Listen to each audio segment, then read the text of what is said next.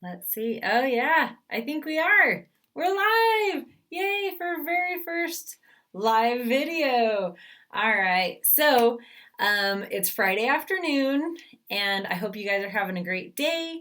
Um, I uh, have just been working a little bit today, and surprisingly, I'm not in yoga pants or anything like that. I actually put on my jeans, but I still am working here at home barefoot because I like to work barefoot. All right, so I do have a couple of tips on um, forgiveness for you guys. Uh, one of the one of the things I've been reading in my book today um, is about either forgiveness or fester, right? All right, so the very first tip, let's see, there's 8 tips in here for you. All right, so the very first one is to find compassion. And that's finding compassion for yourself, finding compassion for somebody else that did something to you, or um, just finding compassion, okay? The second one, number 2, is like these are all the different options you have for forgiveness, okay? So you either find compassion and forgive, right? Okay. The second one is to erase the person from the equation. So basically, um, she gives the analogy of if you're in a boat and another boat bumps into your boat and scratches it. Um, if somebody else is in that other boat, it's their fault, like maybe they were texting and boating or something, but it makes you angry at them, okay? Because there's another person involved. If you're sitting in your boat and another boat comes up and scratches your boat, and there's nobody in the other boat, you deal with the situation, and it takes all the anger out of it, right? I mean, for the most part, obviously you're going to be angry. It's still that somebody left their boat to bump into your boat, but you take the person out of the equation, and it completely changes how you look at that situation. Um, Number 3 is to decide that you'd rather be happy than to be right. Um, I know sometimes it's hard to not feel like you don't want to give up because you know that you're not wrong, but is your happiness more important to you than being right? Good question to ask yourself. um, Number 4 is to look at it from all angles, because you don't know, um, honestly, if it's something that they're all solely the problem, right? Usually, there's fault on both parts. So you got to look at it from all angles, um, and see if there's anything that else that could have come into play to cause the situation. Like in the book, it says, I missed my friend's birthday. The next day, I sent her a text. I never heard back. I sent her another text. I never heard back.